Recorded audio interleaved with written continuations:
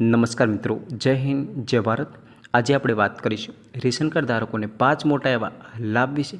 આ વાત કરતાં પહેલાં જો તમે આ વિડીયોમાં નવા આવ્યા હોય તો વિડીયોને લાઇક અને સબસ્ક્રાઈબ જરૂર કરી દેજો, જેથી નવા આવતા વિડીયોની તમને નોટિફિકેશન મળતી રહેશે। સૌપ્રથમ આપણે જોઈશું આયુષ્યમાન કાર્ડ ધારકો માટે જે ખુશીના સમાચાર છે તેના વિશે વાત કરીશું। હવે આયુષ્યમાન કાર્ડ ભારત કાર્ડ હેઠળ વીમા કવચને બમણું કરી દેવામાં આવ્યું છે। 10 લાખ રૂપિયા કરી દેવામાં આવ્યા છે અને મહિલાઓ માટે 15 લાખ રૂપિયા કરવાની તૈયારી ચાલી રહી છે। આ યોજના હેઠળ કેન્દ્ર સરકાર દ્વારા ખાનગી હોસ્પિટલના 4 લાખ બેડ ઉમેરવાની સાથે સાથે લાભાર્થીઓને 55 કરોડથી લઈને 100 કરોડ વધારવાની તૈયારી કરી રહી છે। સરકારના ત્રીજા કાર્યકાળમાં આ યોજના કેન્દ્રીય આરોગ્ય મંત્રાલય પ્રાથમિકતાઓમાં એક તરીકે રજૂઆત કરી છે। હાલમાં જે 10 લાખ રૂપિયા કરી દેવામાં આવી છે અને મહિલાઓ માટે 15 લાખ રૂપિયાનો વધારો કરવાની વાત ચાલી રહી છે। આગળ આપણે જોઈશું ખેડૂતો માટે મોટો નિર્ણય।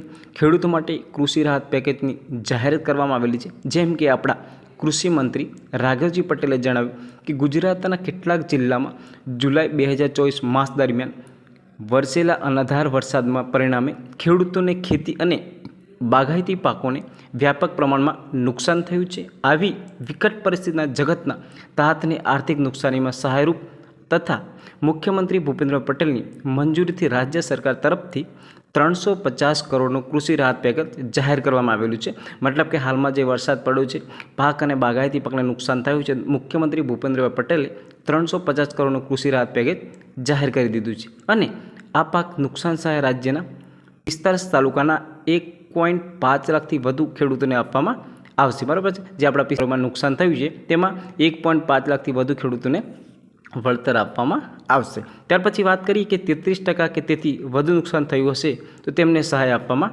આવશે। જેને 33%થી વધુ નુકસાન થયું હોય તો જ તેને સહાય મળવાપાત્ર રહેશે।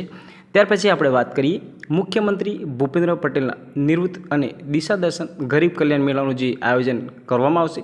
દરેક જિલ્લામાં એક એમ મળીને કુલ આપણા 33 જિલ્લા છે તેમાં ગરીબ કલ્યાણ મેળાનું આયોજન કરવામાં આવશે। બરાબર છે, આપણા 33 જિલ્લા છે, એક મેળો કરી આમ ટોટલ 33 ગરીબ કલ્યાણ મેળાનું આયોજન કરવામાં આવશે। ત્યાર પછી આપણે જોઈએ આગામી સપ્ટેમ્બર 2024માં યોજાનાર ગરીબ કલ્યાણ મેળાના માધ્યમથી અંદાજે 90,000થી વધુ લાભાર્થીઓને 125 કરોડ રૂપિયાની ગુણવત્તાયુક્ત સાધન સહાય કીટનું પ્રત્યક્ષ વિતરણ કરવા સંબંધિત કર્યું છે। બરાબર છે, ગરીબ કલ્યાણ મેળામાં ટોટલ મળીને 125 કરોડનું રૂપિયાનું ગુણવત્તાવાળું સહાય સાધન ટૂલ કીટ વગેરે મળવાપાત્ર રહેશે। ત્યાર પછી આપણે જોઈશું રેશન કાર્ડ ધારકો માટે ખુશખબર। જેમ કે મુખ્યમંત્રી ભૂપેન્દ્ર પટેલ દ્વારા રાજ્યના ગરીબ અને મધ્યમ વર્ગના લોકો માટે એક મહત્વપૂર્ણ નિર્ણય લેવામાં આવેલો છે। તેમણે પ્રધાનમંત્રી ગરીબ કલ્યાણ અન્ન યોજના અંતર્ગત લાભાર્થીઓને માસિક આવક મર્યાદામાં એક નોંધપાત્ર કરવાની ઘોષણા કરી છે। મુખ્યમંત્રી પટેલે જણાવ્યું કે રાજ્યના સરકાર નેશનલ ફૂડ સિક્યુરિટી મતલબ કે NFSA હેઠળ આવતા જે પરિવારો હોય છે તેને માસિક આવક મર્યાદામાં 15,000 રૂપિયાથી વધારીને હાલમાં જે છે તે 20,000 કરી દેવામાં આવેલી છે। આ નિર્ણયથી રાજ્યના વધુ પરિવારોને આ યોજનામાં આવરીને મફત અને રાશન આપવામાં આવશે, એટલે મફત રાશન આપવામાં આવશે।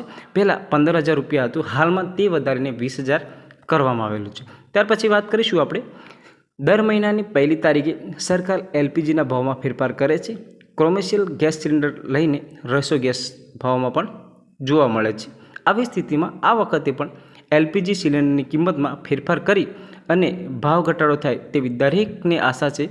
ગયા મહિને કોમર્શિયલ LPG ગેસ સિલિન્ડરની કિંમતમાં ₹8.50 રૂપિયાનો વધારો થયો હતો, જ્યારે જુલાઈ મહિનામાં તેની કિંમતમાં ₹30 ઘટાડો પણ કરવામાં આવ્યો હતો અને આ મહત્ત્વનો એટલે કે સપ્ટેમ્બર મહિનામાં ભાવ જે 1લી તારીખે જાહેર કરવામાં આવે છે તેવી સંભાવના છે। હજુ સુધી આજે 1 સપ્ટેમ્બર છે પણ ભાવ જાહેર કરવામાં નથી આવ્યો, બની શકે કે કાલ સુધી જાહેર કરી દેવામાં આવશે।